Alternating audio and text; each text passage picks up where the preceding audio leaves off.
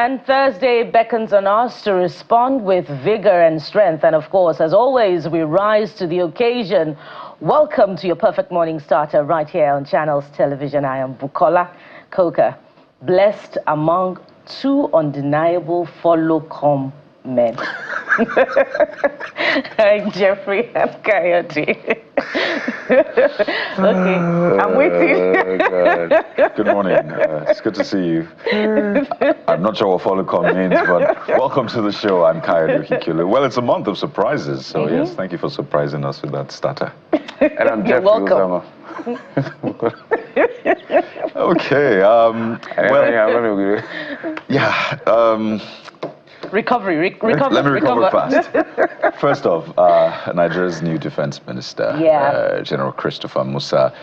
Would you call that a grilling before the Senate yesterday?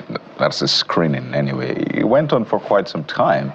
You know, from the moment he arrived at the National Assembly, the Senate, it was questions upon questions upon questions upon questions. I think at some point the Senate president stepped in a few times, but it's understandable.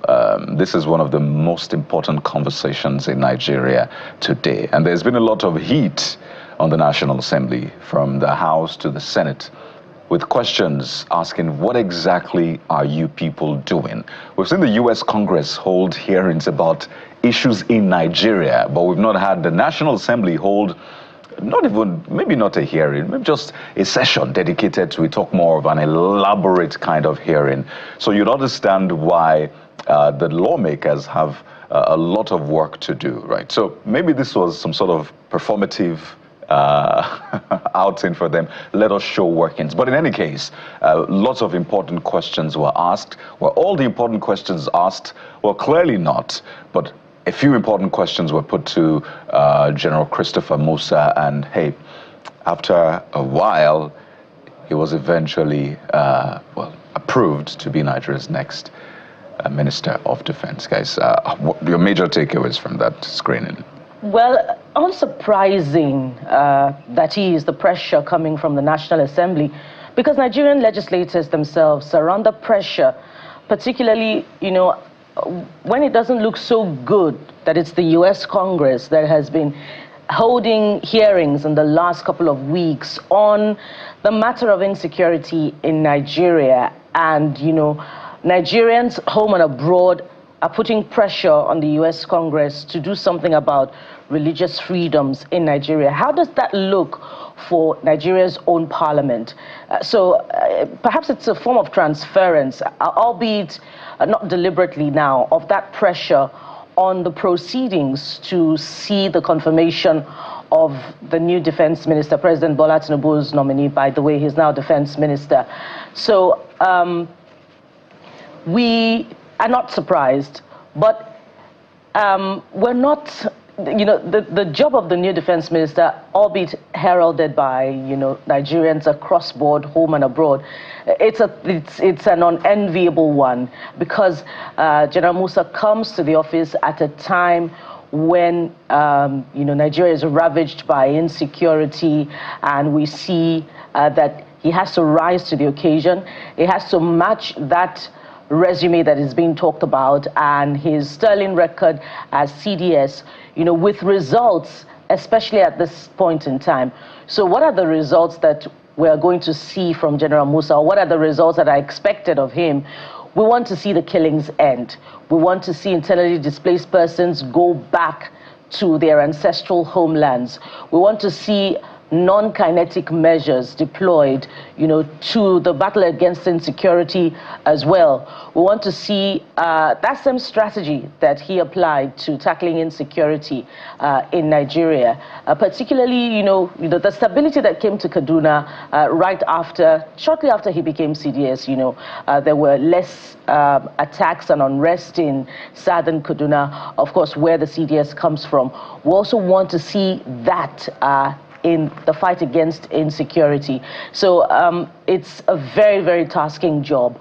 And we hope to see some form of forthrightness that we saw when he was CDS, when he spoke about, the need to build borders. We want to see it in the demand from the executive and the legislators in their oversight functions, to the provision of the, tools, equipment, welfare that the armed forces requires to fight the security challenges in Nigeria. So those are the things that are expected of the CDS, and it's a very, very demanding job, I must say, at this point in time. Jeffrey? We wish him well, but we also must manage our expectation. And I'm happy the way he put it. It's not a one-man's job. It's everybody's hand must be on the table. One of the things we found out to be the challenge of the military sometimes is the freedom to do their job. I hope that now that we have the CDS, General Christopher Musa retired, in charge of the framework and policy direction, because it's not going to be the boots on the ground. The service chiefs are going to be the boots on the ground, commanding their troops. The commander-in-chief is still there, who's everything stops on his table, President Bola Tinubu, in all of this. But he occupies an intersection between the Defense Ministry, the NSA, and the commander-in-chief to be able to have a cohesive coordination amongst all the forces that make up our security architecture to be able to secure our country. So we hope that they will be allowed, that is just mine, let them allow these men to do their work. We have examples all over the place of what these men have done over and over and over again. And we keep repeating them. And because of what they did in Liberia, Sierra Leone, and all of that. And that's why perhaps the questioning had to take such a long time, because everybody is literally desperate for answers. And he provided some of those answers, at least on paper. He provided some of those answers. He gave example of the Southwest, which is a clear example of how governors can work together. Our peaceful coexistence among different religions. Because when I came down to the Southwest to start working is when you realize that husband can be Muslim, wife can be Christian, and all of that. We don't have all of these escalations we have all over the place. So he used the issue around the Southwest to say, the North, where he comes from essentially, to say, you are not doing enough. That's my own interpretation of what he was trying to say. If you come together and agree, not someone is singing A, you are singing B, another person is saying C. Model your security architecture just like what the Southwest has done. And I'm happy the Northern governors met the other day, 19 of them in Kaduna, to make a critical decision about funding and all the things. Because if you look at the downside risks of some of the numbers we look at in poverty, insecurity, out-of-school children, mostly domiciled in the North. So this is the time for the North to do a lot of housekeeping, checking themselves, to ask themselves real tough questions. Are they enablers within the system? Is religion killing the place? Is ethnicity ravaging the area? What exactly are the drivers that are really destroying the northern part of our country? So we wish the general well, that we must say, if he's allowed to do his job and the service chiefs are allowed to do their job, I think we're going to have some level of success that we'll all celebrate. Else, it's just going to be him coming, leaving a stellar performance of being a CDS, and then just destroying all of that by accepting this appointment. Right now, this appointment is like being an INEC chairman. It's a very delicate, it's a very delicate responsibility. But at the end of the day, we just want our country to be safer, better. We want to travel by road. The other day, I landed at Enugu Airport. I needed security to carry me to another part of the southeast. We shouldn't be doing that. Road trips at night is a rarity. In fact, if you do road trips right now, it's like you're committing suicide in parts of our country. So we wish him well, Bukola and Kayode. We hope that they will be allowed to do their job so that our country can be safe for all of us. Indeed. So first task he has is to probe, as he said, those were his words, to probe all of the reported withdrawals of the military from areas prior to attacks. I said that the military is not known for cowardice, so we expect to see the outcome of that probe. So we have, the KPIs. It's clear. We know what we want. He has even admitted and promised. So there's that list of what we want from him and what he will deliver, and of course the welfare of the men and women of the military. And speaking of welfare, there's been an issue in the news for about 3 weeks plus now, and we'd expected that the military authorities would speak to it, give some sort of clarity, call it finality, closure, investigation into it. But so far, it looks like that has been, well, not in the open, in the shadows. So it's the case of, well, she's withdrawn now, Corporal Marian Agumba. Kadi, this comes to me, you know, with, I'm trying very hard not to be emotional about it, especially because, you know, we talk now and again about, you know, how, you know, women are an endangered species in the leadership space. We just exited a phase where a female legislator was suspended for 6 months. Thankfully, she has returned to her job now. As Kadi said, this has been in the news for about 3 months now, and we reached out to the defense headquarters for a response to this particular one yesterday, and what we got was that, oh, it's been it's under investigation. Corporal Marian Agumba is alleging a number of issues against some senior officers in the Nigerian Army, and she mentioned their names, one of which is intimidation, physical assault, and sexual harassment. She, you know, spoke about the ill treatment that she received at the hands of senior officers. She was asked, according to her, a junior officer was asked to physically assault her. She was locked up in a smelly guard room with her 2-year-old son at the time. The son is now 3 years old. At a time, she was not allowed, she didn't see her son for a very long time.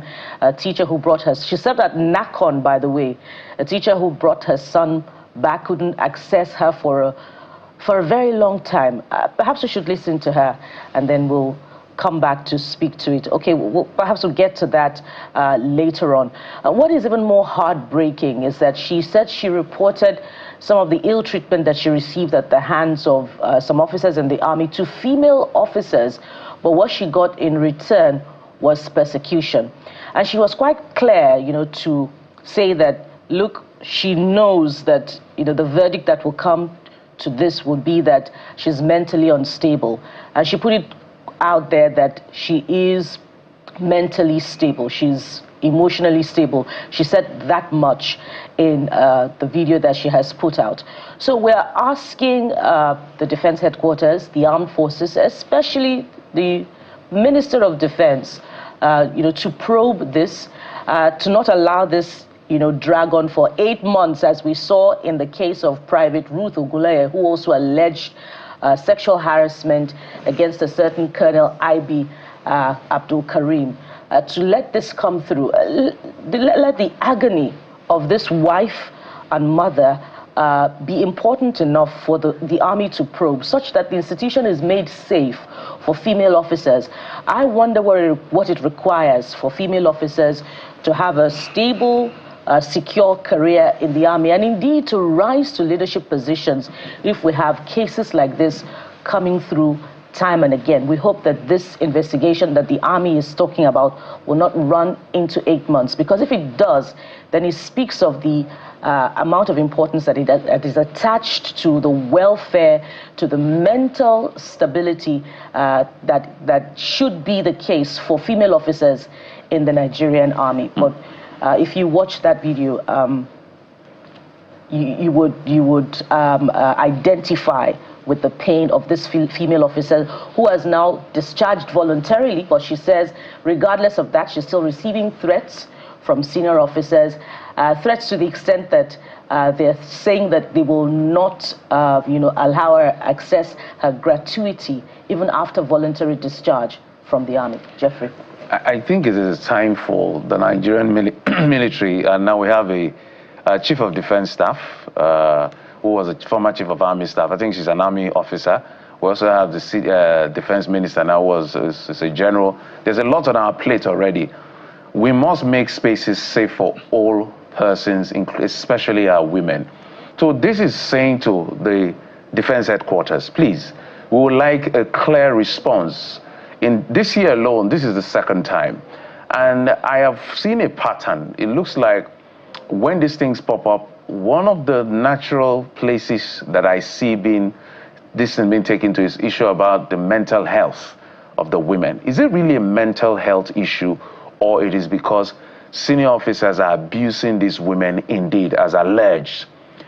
This cannot be a question of us not knowing what is going on. It's our responsibility as enshrined in Section 22 of the Constitution to ask questions, and that's why we're asking these questions. Please, Defense HQ, Army headquarters, we need an answer. She's laid very heavy allegations. She's called names. She's cited instances. This is rubbing off on the integrity and the image of our military, especially now that we're trying to get our acts together to solve issues around insecurity. So we must project, if in 1 year we're seeing women coming out to complain like this, we must project it differently to say, hey, our military is safe for our women, because this is saying women are not safe in the military, which I don't think is a messaging that the military wants to sit by and watch flow through the public. So this is calling out on the Defense HQ, the Army HQ, to please give us a robust response so that we can relay, just like we relayed our concern to the people, and say, okay, this is the position and this is what is being done. With that, I think we can make headway. Paddy. So I think it's clear enough. We must be responsive, responsible, and do it so we can set examples and show that our society is indeed one that is built on the right values. But we'll take a moment now. When we return, we'll take you through how the front pages are reporting the big story. Something played out in the River State Assembly yesterday, by the way, but we'll walk you through it in a moment. Stay with us.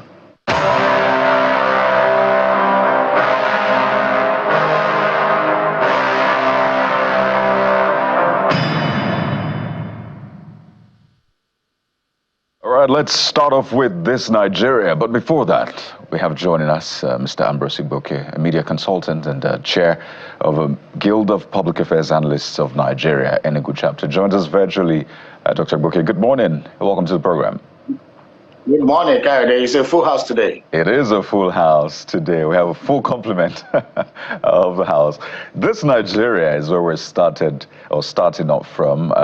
This Nigeria leads, of course, with the charge from the Senate to General Christopher Musa, Nigeria's defense minister, saying no excuses for failure. Senate charges new defense minister. We can't fight terrorism with outdated tools, says Musa, as lawmakers grill, confirm him.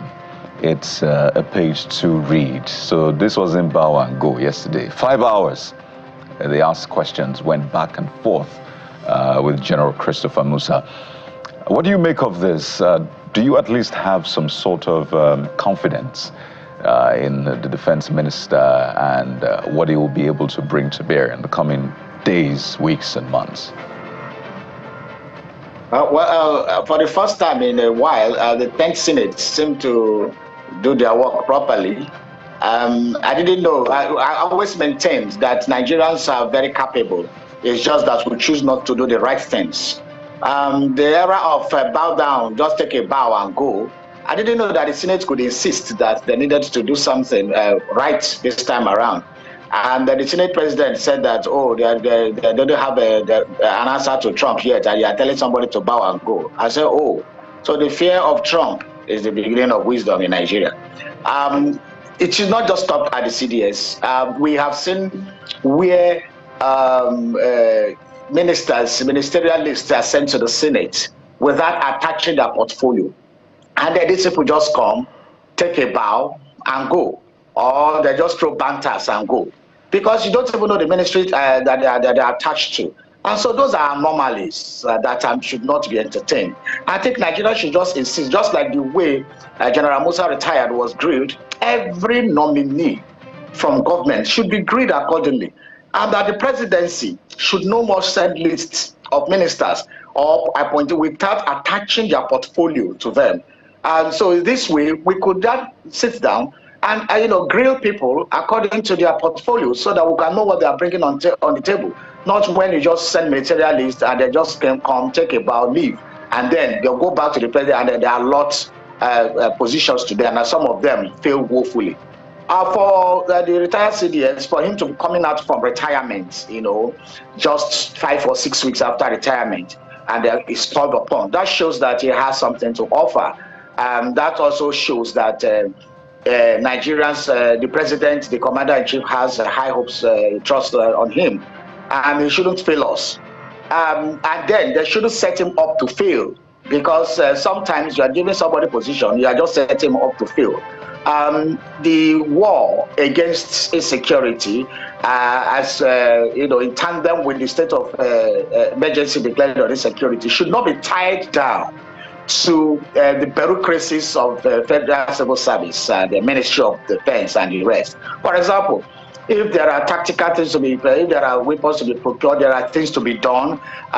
It should not be tied to moving from the director of finance to the director of admin to permanent secretary, signing signature, taking all the memos, taking weeks. No, we cannot run that way. So there should be a special war fund that the minister can have access to, and the service chiefs can have access to, and the CDS can have access to, so that these things can be procured without delay. And then that the logistics especially, because we have heard about allowances owed and all those things. These things bring down the morale of people in the battlefront. So we should not allow those things to happen. We should set up special emergency funds to tackle this special fight we're having. We should not tie it down to the bureaucracy of ministry. Otherwise, the minister will fail. Okay, I must also mention a very important point she made there. The work has been cut out for him, and it's always important to also help them see what the repercussion of not meeting those targets will be. I think it's important to always state it there. But just to mention on the front page as well, you see that story, Rivers Assembly endorses Tinubu for second term. Quite an interesting one there, but yeah, that's the front page of this Nigeria. Yes. That's quite interesting. When I saw it on your channel yesterday, I started wondering what is the connection between House of Assembly and endorsing the president, an incumbent president. And that shows that they are jobless. Because if you have a job to do for the people of Rivers State, you should concentrate on doing the job, passing laws that will create environment for democratic dividends for the people of Rivers. But because they are jobless, basically, and they don't have anything to do, you come sit in a chamber for hours and you say you're endorsing the president for second term. When you are not a political party, when you are not a political movement, you are a House of Assembly. So that means I don't even understand the status or the decorum or the sanctity of where they are sitting. It's very unfortunate. Interesting, position coming there. And I wonder what yours would be next to this one, which is still on the appointment of General Christopher Musa and his position, as far as his work would be concerned upon resumption. I'm heading to the Vanguard newspaper now, and he says no more negotiation, ransom, payment to terrorists ascribed to Defense Minister General Musa. Reps seek transparent prosecution of terrorism-related cases. That's the first of the riders.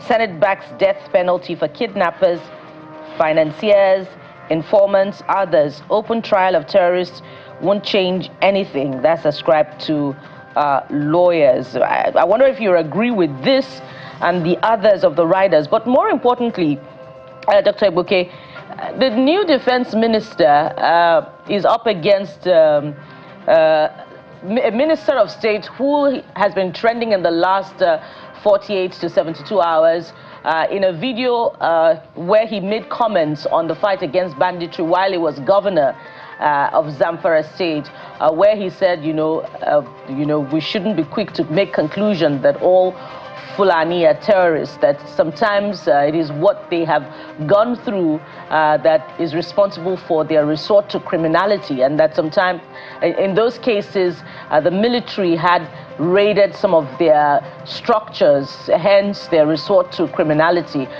which a lot of Nigerians condemned as a form of justification for, criminality, for a resort to criminality and banditry.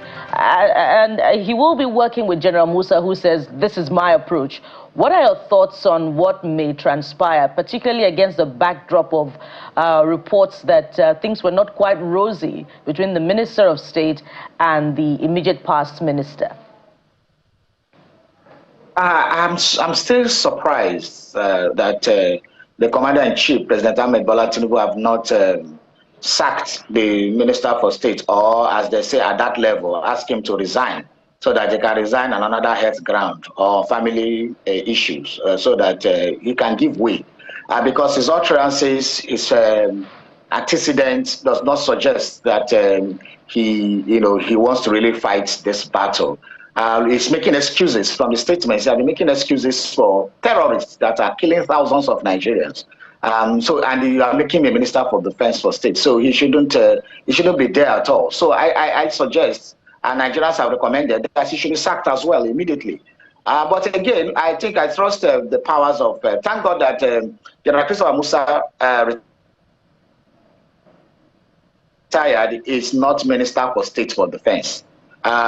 He is the Minister for Defense, and that gladdens my heart a lot, because the Minister for State for Defense can be retired without it can be made very, very ineffective by the minister, by the substantive minister, the way things work out up there. So it is left for General Musa, if this man who is sympathetic to the plight of the terrorists is in the ministry with him and is disturbing him, he can quietly just put him in the corner and make sure that no memos or files or discussions. In fact, he should not even invite him for a meeting. It's tactical meetings and the rest, and deal directly with the permanent secretary and other directors and the armed forces. So I don't entertain fear at all. If he constitutes, then General Musa has the capacity to lay some intelligence on the Minister for State and try to find out what is up to. And if he finds him culpable, it's not the one that appointed him, so he may not have the powers to remove him, but he can render him very, very ineffective and keep him in the dark. And that is so that he will not sabotage this effort, renewed effort we are hoping that will happen. All right, let's get to The Guardian, Mr. Egboke. The Guardian leads. The reason why we're still on this is because, of course, it's a big conversation, the big story, given what we're facing as a country. Senate reps adopt hardline anti-terror measures. Back Musa. So if you follow the career of General Musa, he believes that these bandits are enemies of the state and not aggrieved citizens that should be negotiated with. So his stance is a lot of force to establish the strength of state, but perhaps there are people within the enclave or conclave of their establishment, what I mean is the military, who are conciliatory. How do you see him succeeding when there are two ideologies as to how to approach terrorism as far as this issue is concerned? I think the case is clear. When we had militants in the Niger Delta, the militants always submitted that the problem was that there was underdevelopment in their place, there was oil spillage, and there were a lot of things happening that the monies that were generated from that place was not used. So for their protests, they were blowing up pipeline, kidnapping people. But because we knew their grievances, the government was able to reach out, and there was amnesty, negotiations, amnesty, and they dropped their arms. And today, the place is peaceful. But these terrorists, we find, they just go to the villages, sack villages, murder people, sack communities, rape women, kill children brutally, and then take over territories. And then also say that they don't submit themselves to the authority of the federal government, that they want to create their own, they're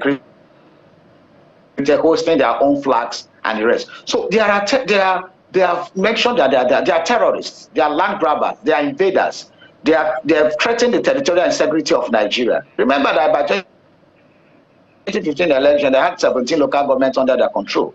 So these people are not agitators. They are not agitators. They are pure terrorists, and there are people who come into your country to take up your territorial boundaries and occupy your land.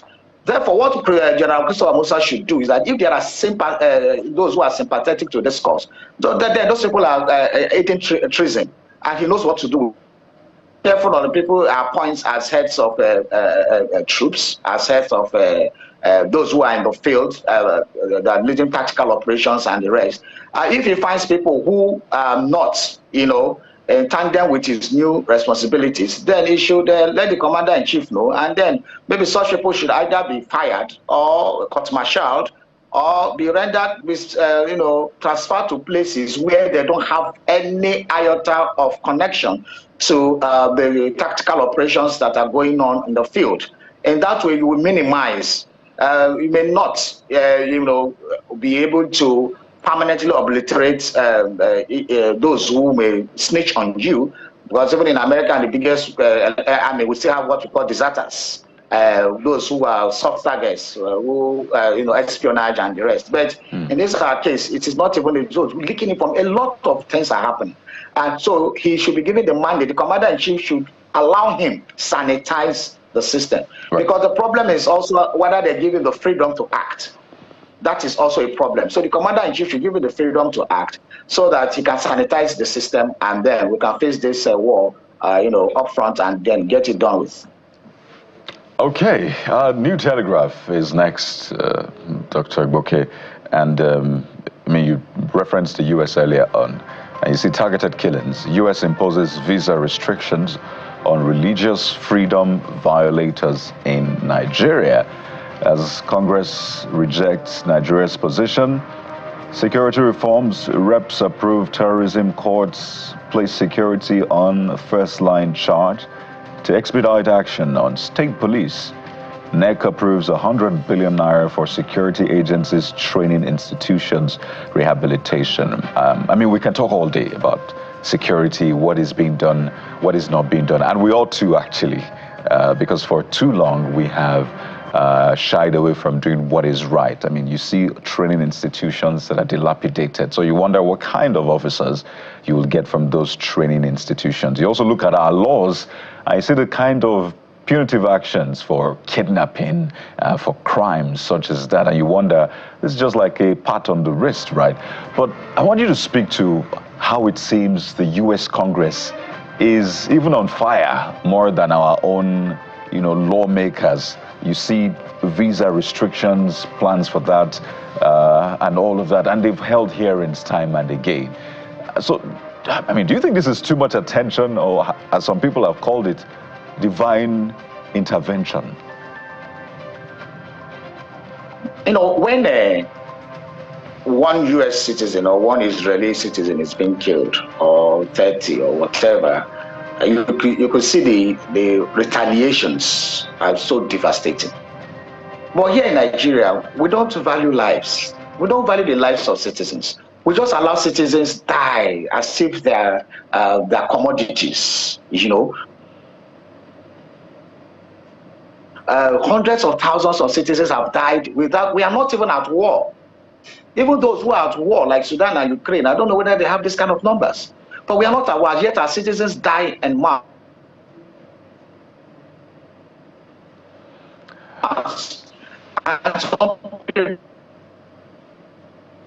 Because our own government did not act, we now think that the US government is overacting. It's not true.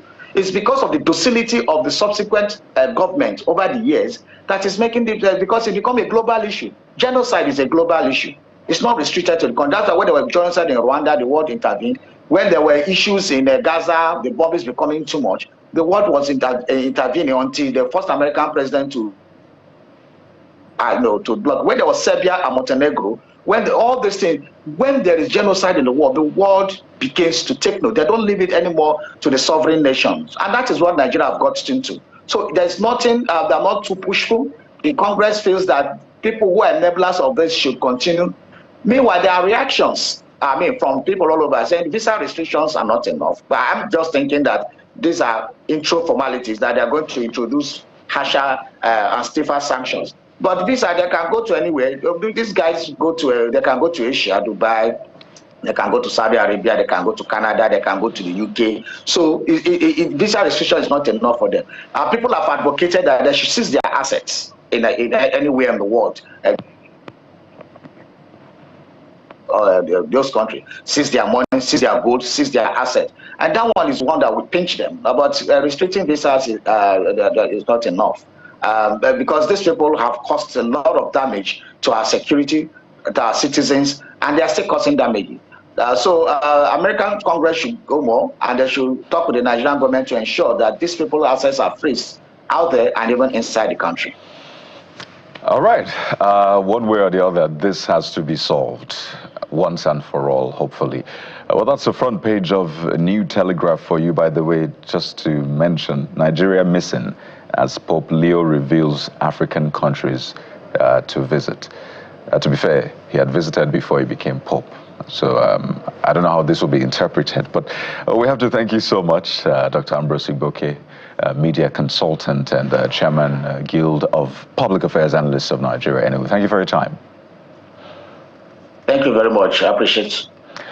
All right, we'll take a moment now, and when we return, the northern governors have yet again okayed state police. The southern governors did the same some months ago. But what exactly is holding us back? But more importantly, what will be the cost of state police really? So we're going to break down the figures for you. An organization has done a very interesting breakdown of the cost of state police.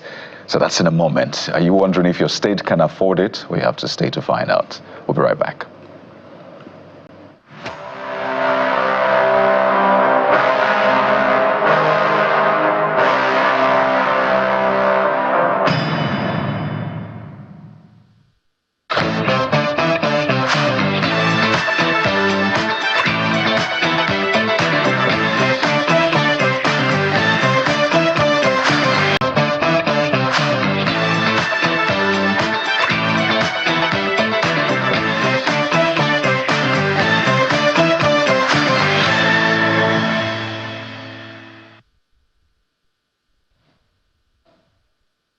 Welcome back. And so with popular support from northern governors or southern governors for the deployment of state police to tackle the very big concern of insecurity in Nigeria, the bigger question is, will they backtalk with action by, ensuring the availability of the requisite resources to fund state police? Now, an organization is already thinking ahead of what may come out of the increase in support for state police with a report on what the actual cost of state policing will be in the 36 states of the Federation and in the Federal Capital Territory. And so we want to unpack that report for you this morning. And joining us is the founder of DataFight, Mr. Joshua Oluwafemi, who joins us virtually on the program this morning. Mr. Oluwafemi, good morning, and thank you for joining us on the morning brief. Good morning, and thanks for having me. Now, we have taken a bit of time to look at your report. And what is interesting, in the graphic part where you break down per population the requirement of state policing, that is required for, the population in each state of the Federation. But let's get to some of the concerns of Nigerians, first of all, and which has shaped the debate on state policing over the last decade. And that is the concern that, the executives may abuse state policing, particularly during elections. Now, for you, I'd like you to highlight the part in your report that addresses that. Do the benefits outweigh the costs before we begin to look at the financial implications? Yes, I think the benefit outweighs the cost in terms of having, states manage the policing of their, of their, should I call it, geographical space or jurisdiction. And the reason is, as you would also find in the report, this is something that we've had before, where you used to have the regional policing before the 1963, constitution made everything sort of central or unitary, if you like, in terms of policing and the rest of it. And also, if you look at the current situation in the country, where most of the states governors or state government are asking that they would be able to do better if they weren't getting, if the IG or the head of the police force isn't getting instruction from the central to know what to do. So I think generally the state is able to determine based on its population, based on its land mass, or even land size, what is good enough for them. However, which is what our report is trying to show, is that there are many other things that the state government already can manage on their own, and we've not seen the governance of those things done in the proper way, right? As simple as education, health, water, resources, employment for the young people in their states are challenges that they've not been able to show any fiscal planning or design for. And when they start to ask for the policing, which is even much more, cost intensive, if you like, or capital intensive, if you like, what is it that they are showing to do? And that's why we use the case study of a state in the Southwest that has tried before, to manage its police. And you could see that even if you were to do a basic mathematics, none of it 2,000 police officers earned up to 60,000 annually for running the state police. And so your report breaks down per population, a number of officers per 100,000. So I would like you to get into the cost aspect now. But as you do that, why per 100,000? It's sort of the global standard, right? To say you sort of look at a number of people within the population that you should assign a police officer to, something that's enough for them to patrol, or something that is enough for them to manage or police. So it's like a global standard, and you will see we give three options from 120 officers per 100,000 to even 311 officers per 100,000. So it's like a global standard, or if you like, recommendation that you should have. And you will see that even either you're using 120 officers per 100,000, or you're doing 275 per 100,000, or even 311 per 100,000, it is still also a function of the land size.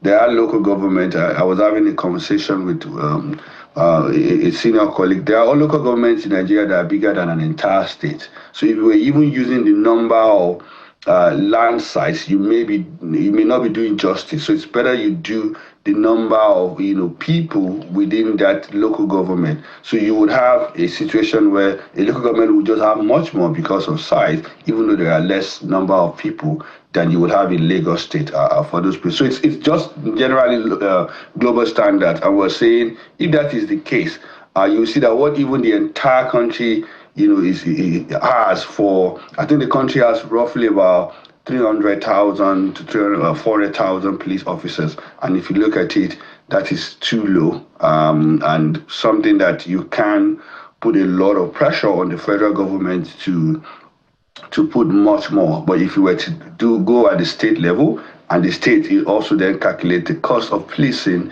buying equipment, paying salaries, training, and all of the other necessary infrastructure that is needed to run an effective police, then you will know that we still have a long way to go, whether at the state level or at the federal level. Some might even say we need a local government police. So I'm wondering what's your proposal. I can tell you for free, based on numbers that I like to follow. And yesterday, if you listen to General Christopher Musa, although he was talking extensively about the military, and the military's defense is quite expensive, and that is very true. Whether it's guns you want to buy, any form of military gadgets, they are not cheap, and they are not easily accessible.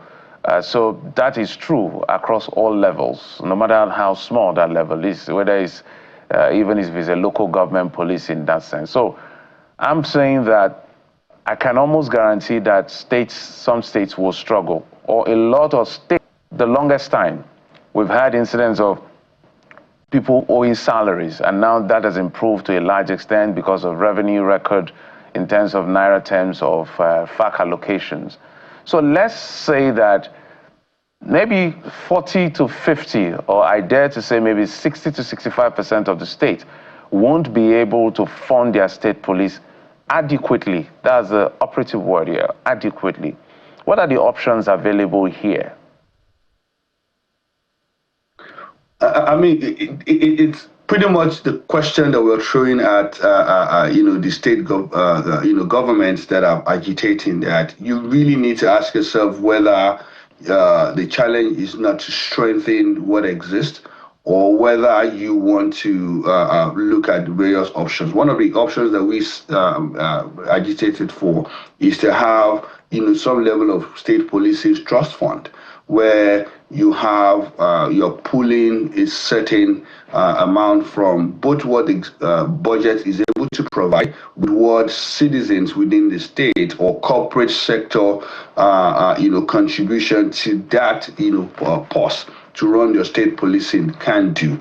That's one option. The other option is to also see whether from the FAC allocation or the federal the federation allocation to the state, there are specific amount that is given to the policing. That is, even if it goes through in the way that the current federal government is thinking to allow state policing to go through, because what is clear is you may not be able to find, like you already mentioned, I don't think there's any one solution beyond the fact that citizens need to really ask, demand that the cost is clear, and where to generate the money is also very clear for all the state. Our solution is you need to combine fiscal contribution. You need to also look at state policing trust fund as another option, or from the federal for those who the need is really strong. That the federal is also contributing to that in some way, or because you have to look at a lot of governance issues. The FAC is still central, which means that, and as we've seen, that state fiscality in the country is still very weak. And if the FAC is not, sizable enough for you to now even put into education, health, and other social infrastructure, how much can you give and we already know what has happened to things like security vote of state government. We already know what has happened to even all the trucks or equipment that are being donated by state government to the Nigerian Federal Police, as it was. So there's a lot of accountability governance issue that needs to be sorted first before anyone just say in the name of we want to manage the safety and security of our state, go ahead with it. And I think there's also the balance for those who they can still manage it. I don't think you should just join the bandwagon, or Lagos State is able to do it, or your state wants to try it, or Plateau State is trying to do it, and go ahead with it, because there is a lot more that is required in policing this. I mean, we don't even know the number of police stations that are in Nigeria. There's no data available to tell us. The data is not open. Maybe that's what I wanted to say. You don't have an open data that tells you where in every point the police stations are. And you can imagine when you then take that to the state level, if we wouldn't be continuing in the same issue, or with the same issue. It's a quite tricky situation, but I think it's one that we must resolve once and for all. And I want to reference again the number of police per 100,000 people for Nigeria is 120 police officers to 100,000 people. And as you said, the global standard is 311. That's more than ×2. And even in sub-Saharan Africa, it is 275. That's well over ×2 again of what we have in Nigeria. So we're below par when it even comes to manpower on the one hand. Talk more funding and how much resources we put into that. So yeah, there you have it. But something that you mentioned in that report also is the cost of paying ransom to Nigerians and Nigeria. I think a 2024 estimate put it at trillions of naira, and I'm just going to get that. So in terms of the cost, what it is costing us already, it is clear that we are paying a lot for insecurity, not as a government now, but as a people. So I want you to break it down. If we have just less than 400,000 police officers in Nigeria, if you do an average per state plus the FCT, that's about 10,000. Again, it is below the average.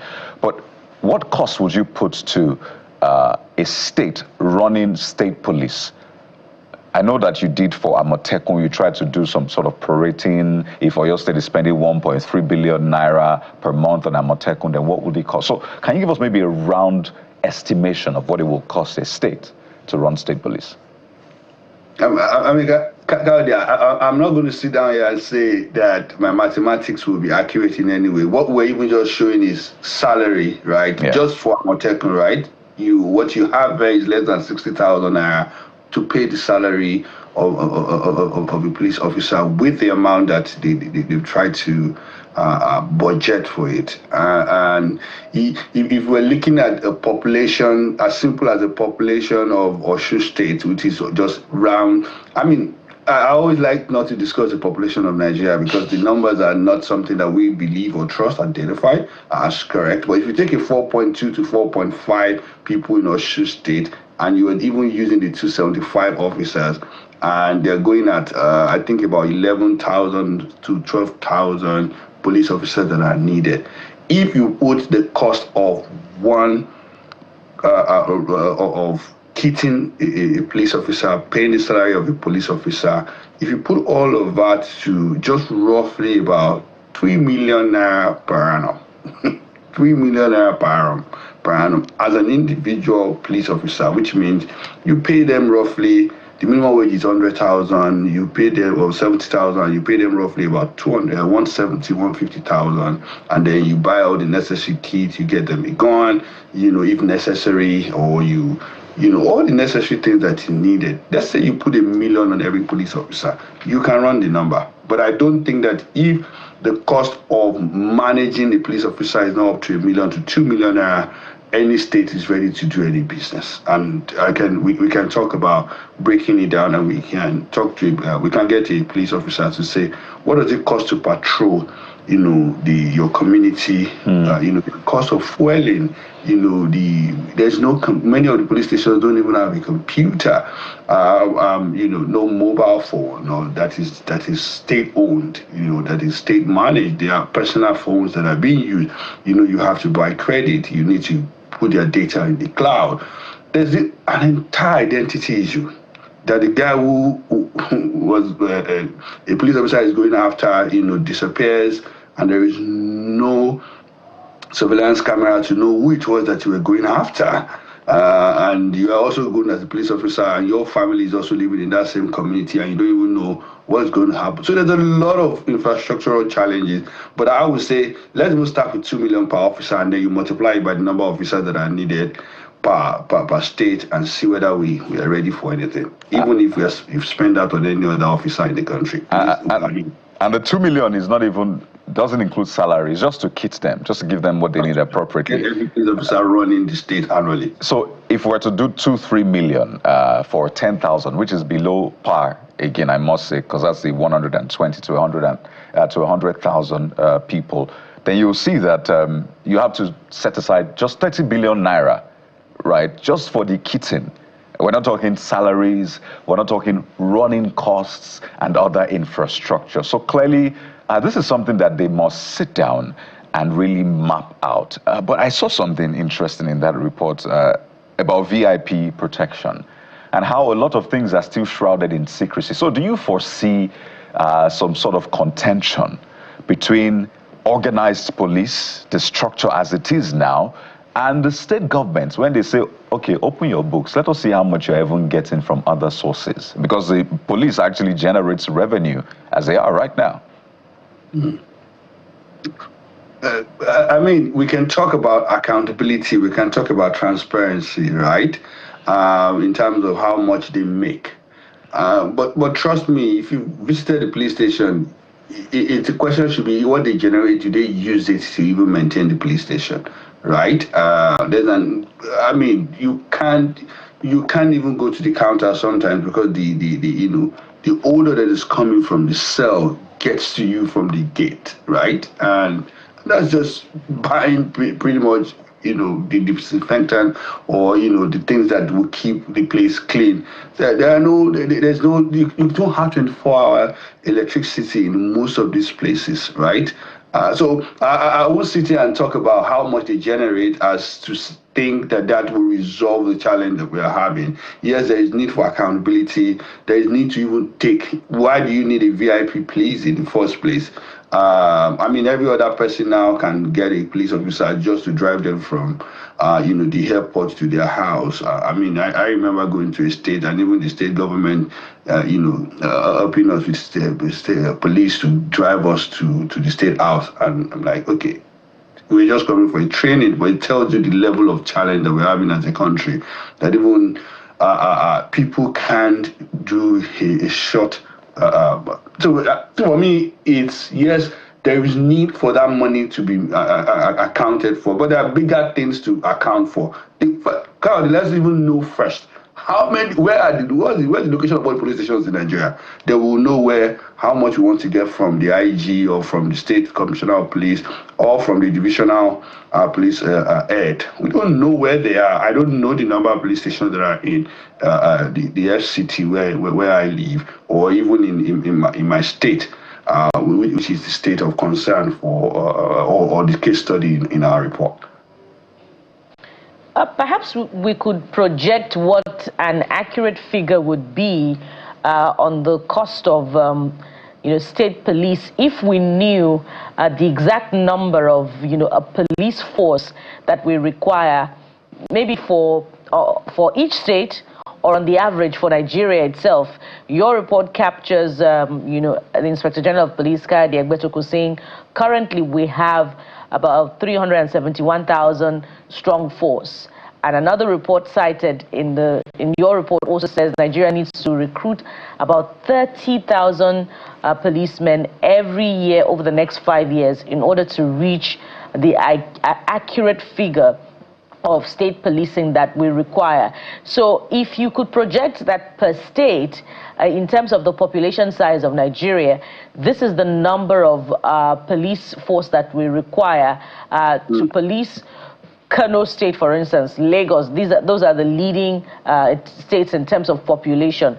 So what would it look like in terms of cost per state to fund state police?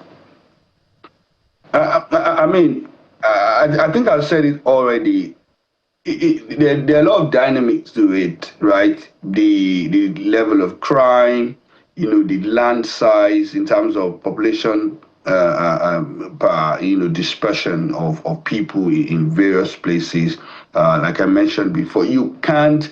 I don't want us to put a number to it and just say, okay, Lagos State will need X billions of naira, right? There's an entire training that needs to be done for the police, and that money that needs to just get them to run, to get the right police officers. I'm looking out for the ones that have tried to do something, and how much they spend on training, right? How much they even spend on, constructing the model police stations in the country. I mean, there are a lot. I think the most important thing is to get every state to sit down and count the cost of what they are requesting for.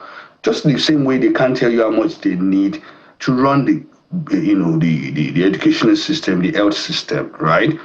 We've tried to do the health insurance at state level, and most of the states can't even put their own contribution to what the federal government is trying to contribute for all of this. So it's a question of governance that is not done by counting the cost of whatever they want to do. I can sit here and say, Lagos State would need about 20 trillion naira. to run his state police at 311 police officers per 100,000 people. But you and I know that the number of people in Lagos State, the level of crime, the socioeconomic activities in that state can be compared to what you have in Kano, even though they have similar population size, because the economic activities in Lagos, where you have the port, where you have both the airport, the seaport, and of course, even the train system is even more. It borders, there's also a land border, just the same way, Kano also is a sub-Sahara, trade route. So there are a lot of other dynamics that needs to come in before you place a number to it. But the geography, the crime, or if you like, safety, security dynamics need to all come together to count. We wouldn't say that we've done the whole work that needs to be done, but we're trying to just say, let's use the case studies of those who have attempted it in the Southwest and see that they are not ready. And if they want to do more than the political, should I say the political purpose of state policing, then it means that we also need to look at the, fiscal, or if you like, the socioeconomic dimension to doing it. Sorry, I'm not sure I give you a number still. Well, those variables are very important. And if, according to your report, the Oyo State government spent an annual average of 1.38 billion naira to take care of 2,000 strong Amotekun Corps. Now you can do the mathematics and estimate what it would require to fund a 10,000 strong state police. But more importantly, it's the commitment. Maybe we could get the trillions deployed to policing added to what each state requires, in terms of allocation by dividing that fund to all the 36 states of the Federation. But it's a very apt idea coming at a particular point in time, and we hope that this is taking up. We'd like to thank you very much for coming on the program. We've been talking with Mr. Joshua Oluwafemi, the founder, DataFight. Thank you for your time on the program. Thank you for having me. And there's more to come as far as the security conversation is concerned. This time we'll be looking at Kaduna State, and it's an important one with the appointment of the new Minister of Defense. Stay with us for this next one. We'll be right back.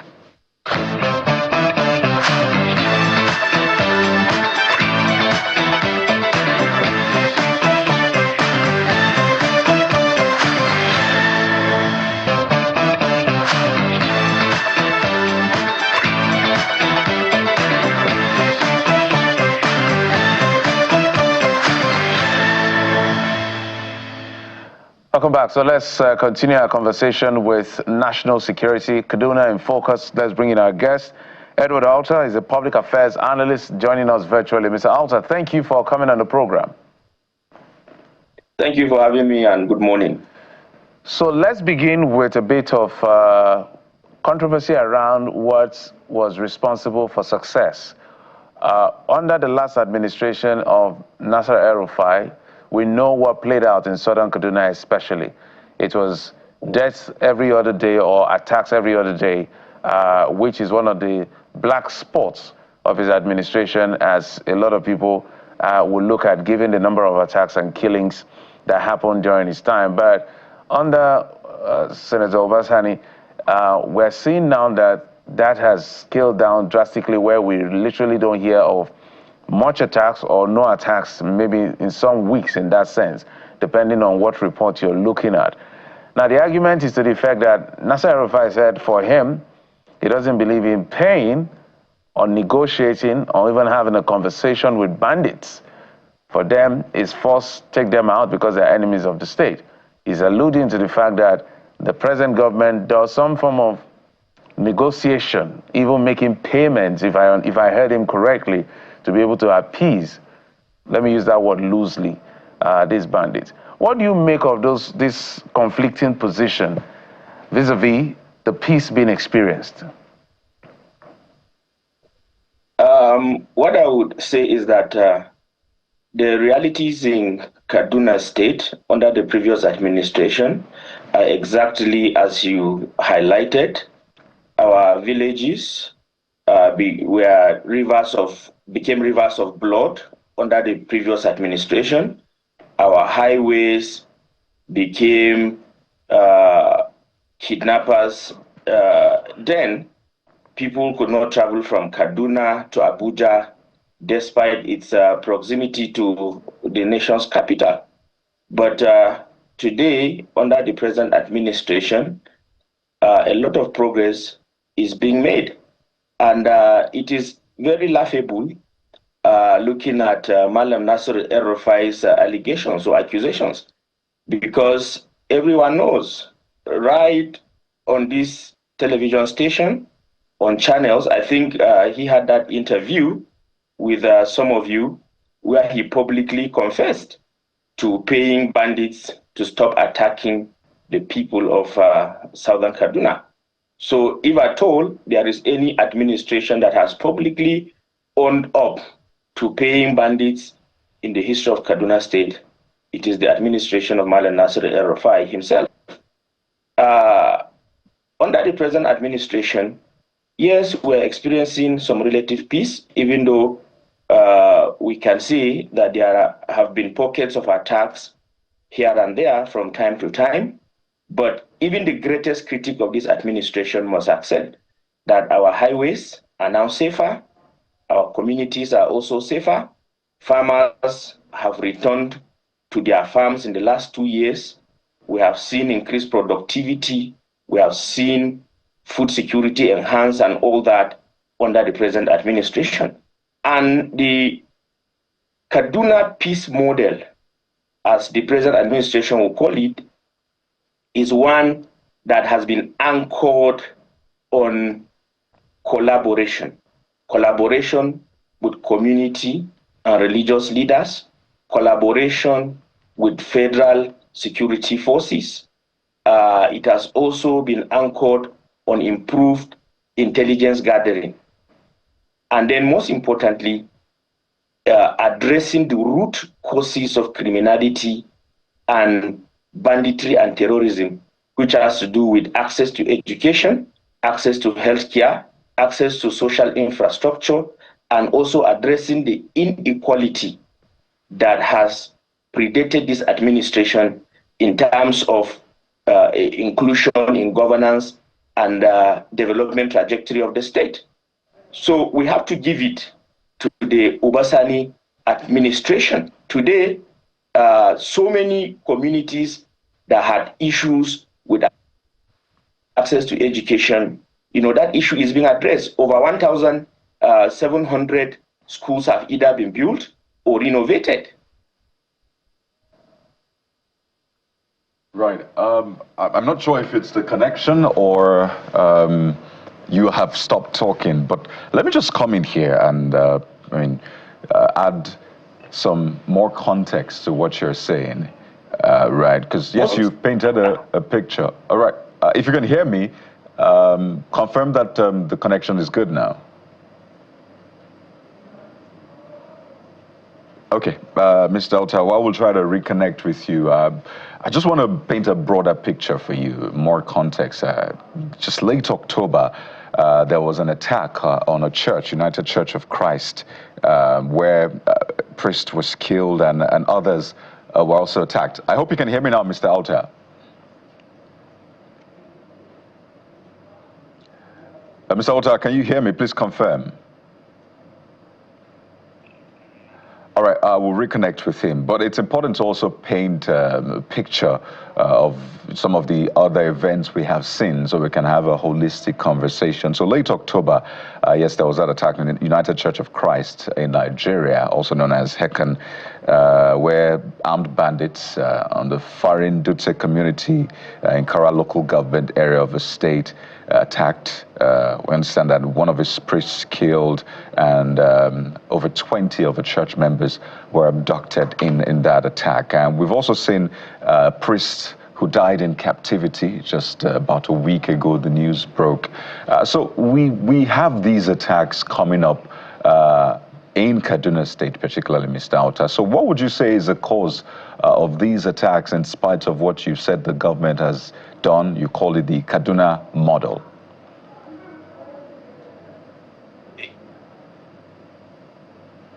Mr. Auta, please go ahead if you got my question.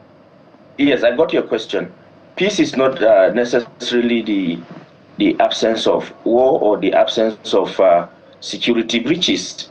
What we are saying is that if you look at the number of incidences of security breaches that we have witnessed under the previous administration, and then what they did to this administration. In the past, almost on a daily basis, villages are being attacked, people are being abducted, farmers are unable to go to farm, and all that. But that is not the case today. Even though, yes, we have all these small incidences happening here and there, you have to admit, even if you hate this government, you have to admit that a lot is being done. And like I said, if you look at the Kaduna peace model, it is a model that will take a little bit of time for us to fully enjoy the benefits. Because if you look at what I was trying to say, that most of these bandits succeed because they are able to get willing people, young people, between teenagers, between the ages of 14 and 19, who are carrying these arms for them, who are doing this kidnapping for them, who are unleashing all this mayhem for them. And then if you also look at the menace of informants, you find out that most of the people that are giving these bandits information and working with them are young people, jobless people, illiterate, uneducated people who live among us. They are the willing tools that these bandits and criminals are using. And Governor Obasani has focused on addressing some of these issues. And I also talked about the issue of inequality and issue of inequity in what we call lack of inclusion in governance, which the administration of Governor Obasani is also addressing at the moment.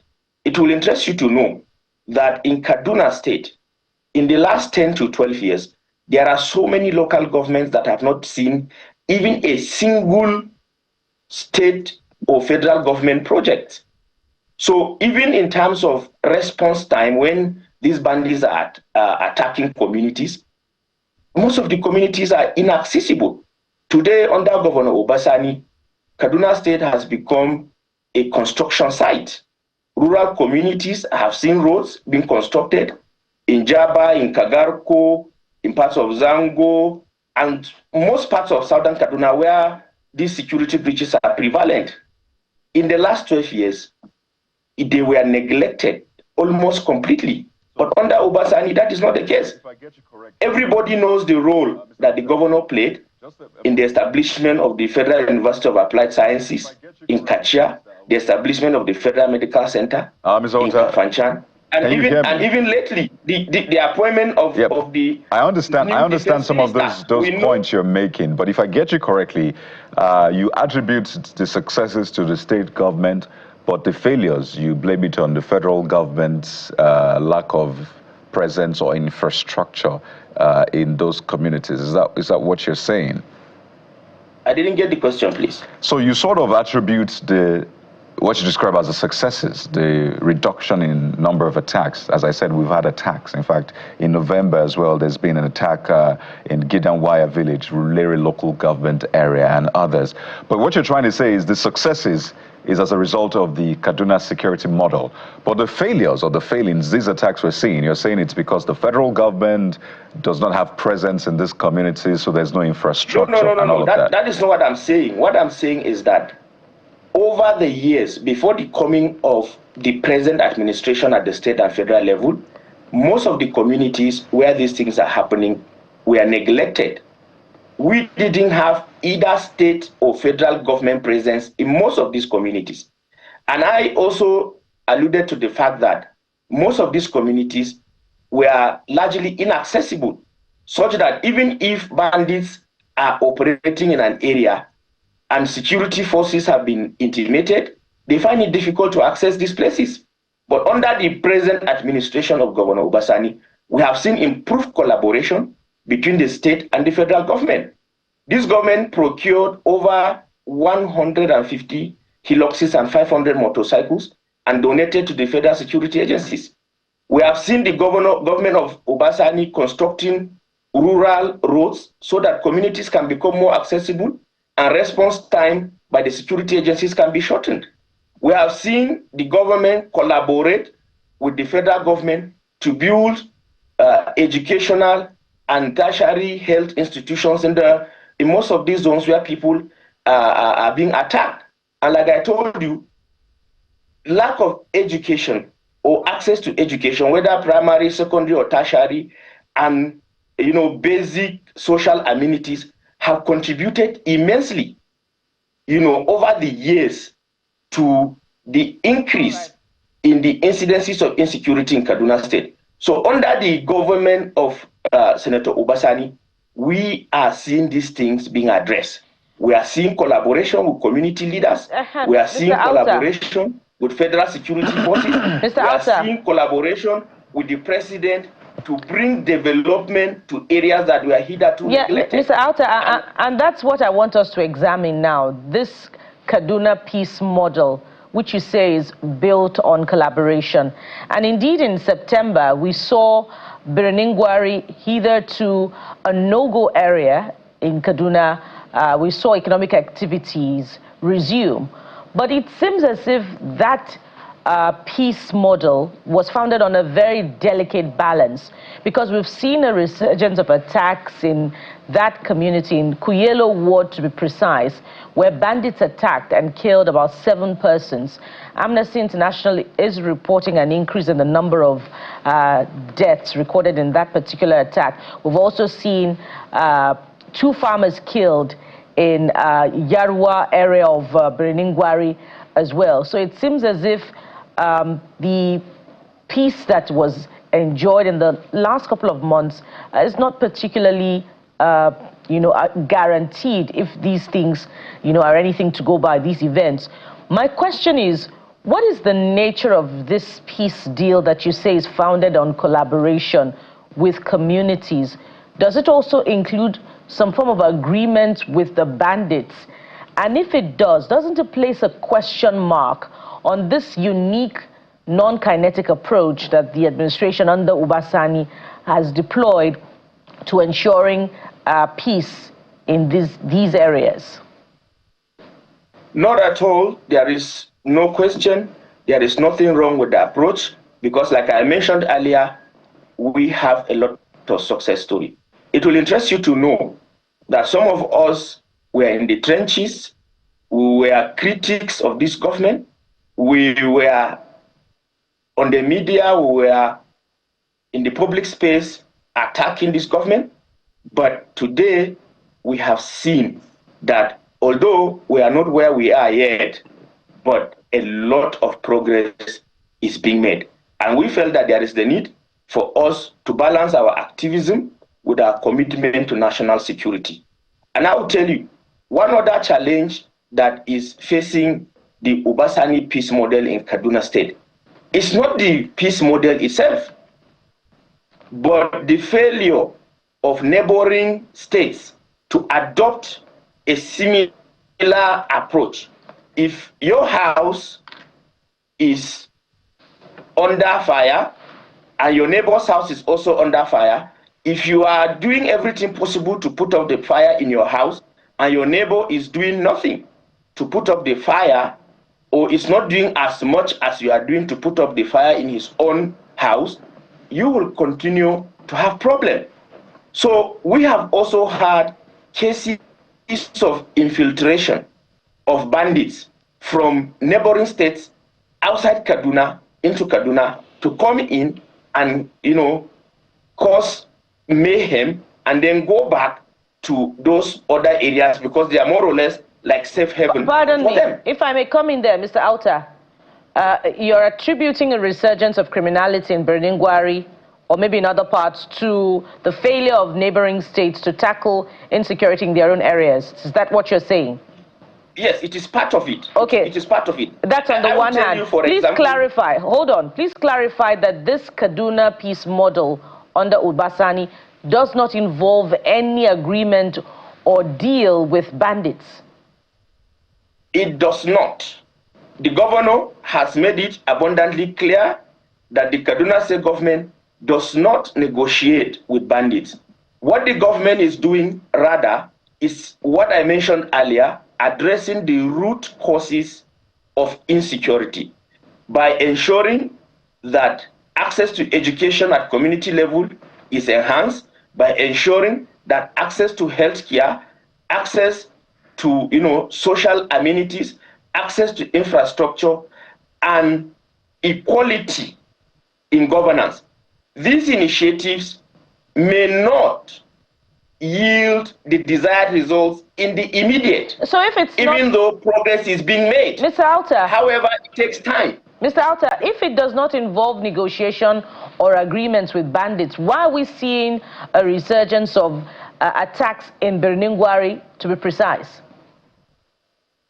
Well, like the governor said at some point in the past, community leaders in Birningwari, religious leaders in Birningwari had come together to discuss peace and harmony, community living in that area. And the government provided support, because whatever community initiative can be done in any part of Kaduna State, the government of Kaduna State is open to supporting it, provided it is going to enhance the peace and harmonious community living in that area. So, like I am telling you, you said in this program, 2 years ago, you dare not travel to Birningwari, you dare not open a market in Birningwari. Today, the reality is that businesses are thriving in that area, people are able to go to farm, and simply because we have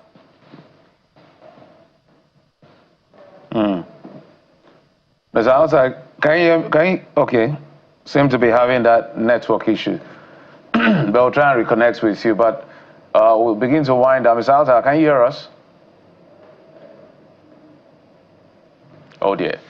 Well, we're discussing the security situation in northern Nigeria, but in focus is Kaduna State and what model is being used or otherwise to bring the peace that has been experienced, or what we consider relative peace considered happening in southern Kaduna, which was a hotspot for most of the sporadic attacks in the last administration. So Mr. Alta, who is a public affairs analyst, is bringing us up to speed as to what was and what was not done and what can be done differently.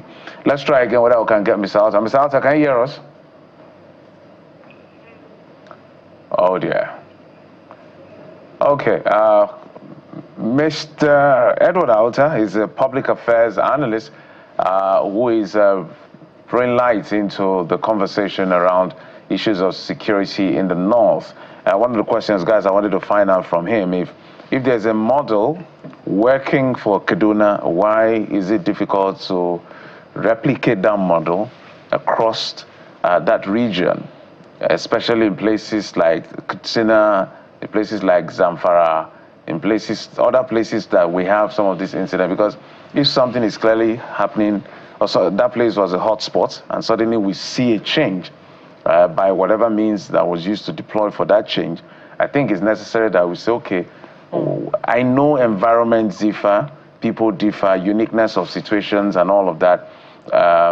Some is land grabbing, some is banditry, some is alleged genocide, so all kinds of things that is a mixed bag of many. Some is just pure criminality, as people have put it. So maybe it differs, but if the thread here is that the government is working to see that there's relative peace for his people. But I must try one more time to see. Mr. Edward Alta, are you there? Oh, okay. Public affairs analyst, Mr. Edward Alta, bringing us up to speed. We wanted to find out how that can be replicated beyond consolidated fund. 19 billion every month is what the northern governors want to be contributing. That scales to over 200 billion in a year to tackle the issue of insecurity. But we'll take a break, and when we come back, we'll bring you the next leg of the conversation. Stay with us.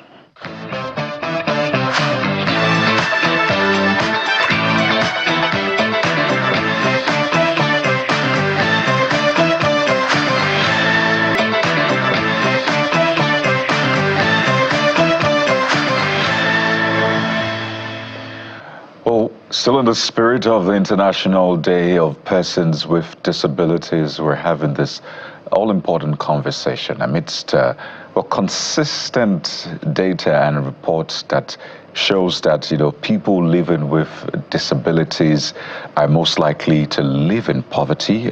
They continue to face discrimination in employment, receiving lower wages, and being overrepresented in the informal sector compared to the formal sector.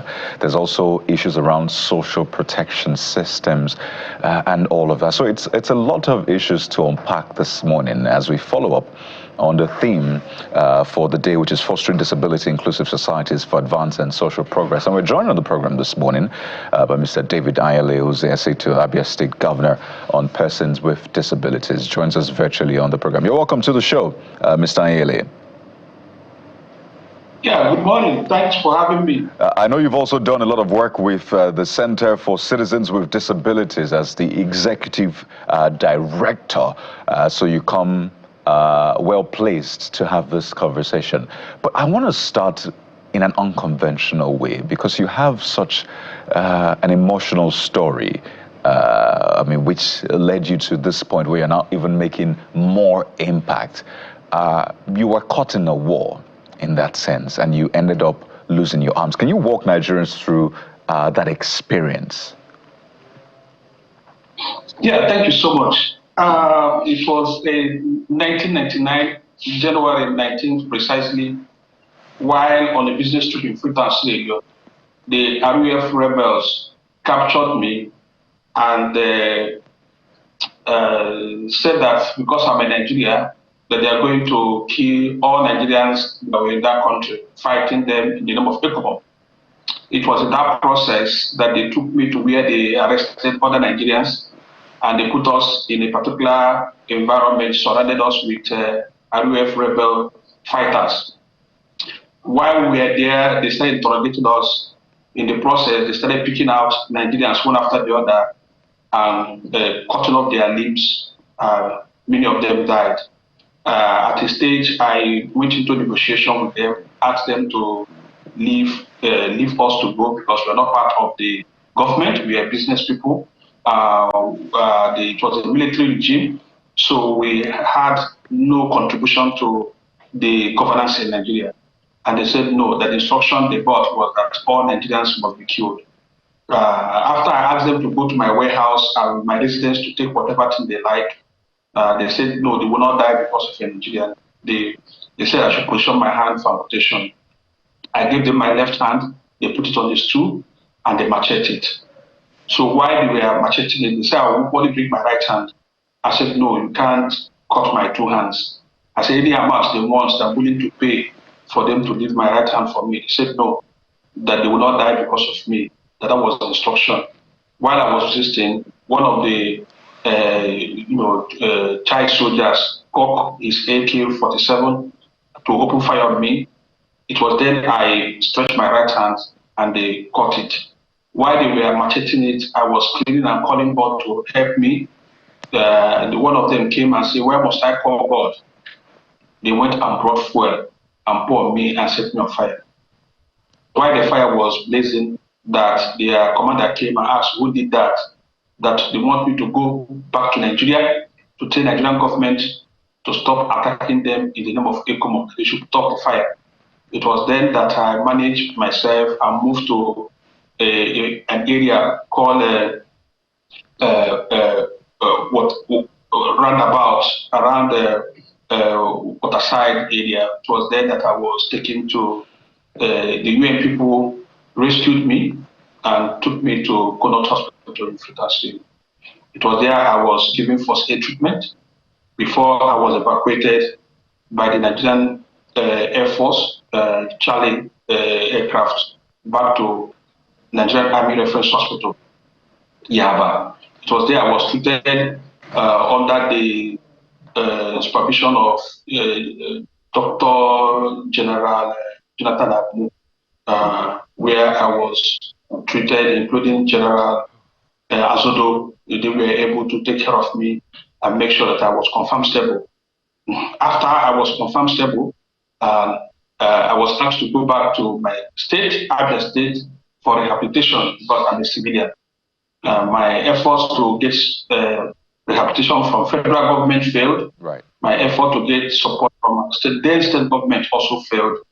While I was even struggling with that, the man who masterminded the atrocities that led to the killing of Nigerians in Freetown and Liberia, Mr. Chastello, was brought to Nigeria for asylum. All those, affected my general, mental, emotional well-being. Wow. My exposure to these gaps in terms of support to people with disabilities led to the establishing of the Center for Citizens with Disabilities, where we chose to raise our voices and to demand for inclusion, for participation, to demand for the protection from discrimination and harmful practices. This is such a for acceptance in government program policies. Right. And I want to thank the Nigerians that supported me that far today. I'm really grateful. In particular, Channels Television. I remember in those days we are still at the BTTPL. We were all there as defense correspondents and diplomatic reporters, sharing my views around my experience in frequency. Thank you. Mr. Anyele, this is such an emotional story. I mean, a lot of memories coming back, and we must say that it is really sad to have to go through all of that. But it's great to see how you have turned all of that negative experience into positive outcomes for persons living with, disabilities. I must say on the side that you also touched on the effectiveness of the Nigerian military at that time, the Air Force coming to airlift you from there. But since we're speaking about, the International Day of Persons with Disabilities, I was just looking at the UN breakdown that says that people living with disabilities are more likely to live in poverty. They continue to face discrimination in employment. They're more in the informal sector. And I mean, from time to time, we always speak about these things. So what must fundamentally shift, really, to have the kind of outcomes that you have been pushing for years now? Yeah. The situation in Nigeria stems from our historical background as Africans with wrong value that tend to give impression that we believe in survival of the fittest.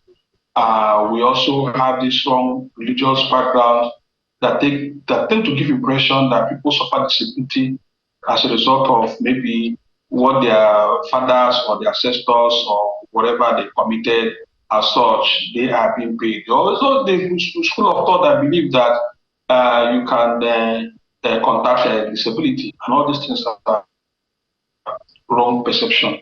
That is why you see people in government in particular at different levels struggle to mainstream disability and to ensure that government intervention activities trickle to them, knowing fully where they carry the scale of poverty, exclusion, and solution. But what we are seeing now is there are changes across board. There are recognition of people with disabilities. Just yesterday, the wife of the president, distributed support grants to people with disabilities across the federation. Here in Abia State, His Excellency Alex Chomawoti made it a priority to mainstream disability in every facet of our governance, starting from his manifesto to the report of the Transition Council that is very explicit that people with disabilities must participate in leadership. And we have seen that by the policies we have provided. So we are removing barriers to employment, barriers to mobility, barriers to socio-economic participation. Many people with disabilities are getting grants in our state to run their businesses. Anytime there is employment opportunities, people with disabilities in our state are given priority. There is no percentage. What we are doing here is to ensure that as much people with disabilities are qualified are given employment, because when they are employed, the burden of taking care of people with disabilities are reduced, their families, livelihood is also improved, and they are able to encourage other people with disabilities to be able to be consistent, to build their capacity, be it vocational training, academic related ventures, so they can live independently. What everyone is seeking for is independent living. If we live independently, we can be able to contribute. If you look at the behavior of people with disabilities, be it in workplace or otherwise, you discover that they have employing a person with disability makes economic sense, in the sense that in any organization, they are likely to be the last person to leave that organization. They are likely the last person to work against the institution, because any environment that's conducive for them, they tend to sustain it and stay for a very long time. Let's talk about, there is the part of what is expected. There's a part of what is expected from the government and the people. Let's also talk about how persons with disability can position themselves so that they are looked at beyond, just like you've done a great work. Your story is quite inspiring. Look at where you are today. It's about value addition. How can they position, now you're speaking broadly to persons with disability, how can they position to be seen in terms of value addition rather than limitation, whether it's at the local government level or even in organizations that are private organizations or anywhere else? Yeah, education is an equalizer. When an individual with disability acquired education, it enables him or her to understand his environment, to understand his skill, and be able to participate in the society. Where there is no education, it is very difficult for any individual with disability to live a meaningful life today. There is no amount of charity you can give to any individual with disability that will help him to live sustainably. There is no amount of charity you give to a person with disability that will make him or her to support his family. That is why you see an average person with disability on the street. Another effort we can make, another effort a person with disability can make to be able to live independently is to acquire skill. When I lost my limbs, the first thing I did was to identify a favorable skill that could support me to live independently. What I did was to get a weaving machine. I also got a buttonhole machine. That was then at Yaba Market in Tejoshop. I was using the business. I was going about looking for customers, bringing the business, bringing them to patronize my business. By so doing, I was earning. I was doing that because maybe from my background, I have a business background that can help me to identify opportunities and be able to participate. The challenge we have in rehabilitating people with disabilities and helping them to live independently is that most times benefactors tend to impose career for them. They tend to impose vocational program for them. Take, for instance, you will hear we are training you on soap making. Whereas the individual doesn't want to do soap making. The individual may like to learn how to use computer and stay at home and do whatever he wants to. But what is available is soap making. So you will go there, learn how to do soap. In that place, is learn how to do soap. It's not learning it from the real people. It's a special program designed for him or their group exclusively, depriving them of the opportunity to know the market, to know customers, to know how to navigate within the business. At the end of the day, such an imposed professional training will not succeed. So if an individual with disabilities wants to be successful and live independently, he or she must identify a particular trade that he feels convenient with. As I'm an amputee, there are businesses I cannot do. So I must identify the kind of business that supports my nature of my disability, and by so doing, focus on it, consistently expand it. If I'm acquiring education, I should be able to make the type of education that I can use for up to 70 years and be able to acquire this, learn, get certificate, seek for employment, get employment, and be able to use it. The beauty of it, if you have an Abian of this generation, if you acquire education, when there is employment opportunity, His Excellency would have made it a priority to employ people with disabilities that are qualified in any specific task.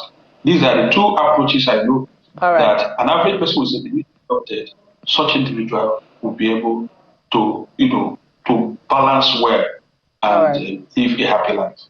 All right. Mr. Anyele, your story is an inspiring one, and no matter how often it is told, it should be heard even more, because it's one of triumph over tragedy in its rawest and most extreme forms. And we're glad to have you as a national treasure for Nigeria. And to relate that, I hope that those I'm going to speak to now will, take some form of inspiration from your story. But I wonder if cases have come to you about persons with disability, particularly female persons with disability, who are susceptible more than others to cases of sexual and gender-based violence. And more often than not, perhaps zero number of the times, they do not get justice. How should legislation be strengthened to protect such persons? We find that most of them are single moms, or they're left to live lives alone. And even when they have, some form of skill, there is no market available, no access to ensure that, they find expression. Please address these issues. So we keep on preaching for inclusion, for mainstreaming disability in program activities. We have different agencies, different non-profit organizations that are working on gender and sexual-based violence. The challenge we are having is that some of these programs do not target women with disabilities. We saw this last year, and we had an interactive forum with women with disabilities in Abia State. Exactly a year ago. And we were able to document patterns of, violence, be it sexual and others, that women with disabilities faces. And one of the key complaints they made was that interventions around this issue do not get to them, and they're not involved. I had to document this and present it to Her Excellency, Lady Priscilla Chidimauti. And graciously, she took it up, and she is taking steps to ensure that all programs and activities that has to do with empowerment or capacity building for women, that women with disabilities are properly represented, not just properly represented, they are given priority. Just like what we experienced yesterday, more than 60% of the beneficiaries of the grant that were distributed for people with disabilities, we have women who are with disabilities who are into different trades. One of the most powerful intervention we can make for people with disabilities is to empower them economically, especially women with disability. And what we are also doing here is to document them, identify those who are into businesses, and as they are getting this grant, our intention is that by next year, we are going to be, building their capacity on how to manage businesses, on how to, use their environment to promote their business and get customers. The challenge they always have around patronage is the... Oh dear. We've lost connection. They use to acquire the skill. Okay. As I said earlier, when we are reading it in silos, the real practitioners, to be players in the business, just like you do apprenticeship, the person cannot be able to succeed. Indeed. If this applied apprenticeship approach, he or she will understand the trade, learn it, and be able to use the skill acquired maximum. And I want to call Mr. Anyele. Yes, you can quickly land on that statement, just a one-liner. Okay. We have to thank you so much, Mr. David Ayele, for raising these very important issues. You know, you can tell a lot about a country or people from the way they treat the elderly, women, children, and persons with disabilities. Thank you once again for your time, and we wish you the very best.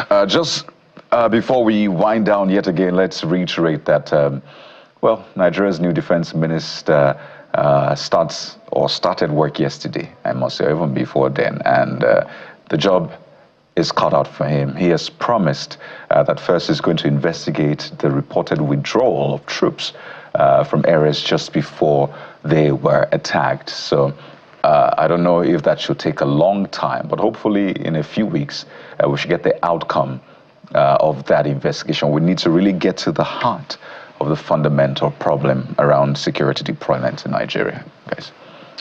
And that's how the show has been today. Of course, we promise another bumper package. Same time tomorrow when you join us on your perfect morning starter. Sunrise Daily is up next. I am Bukola Koka. And I'm Jeffrey Uzama. Bye-bye.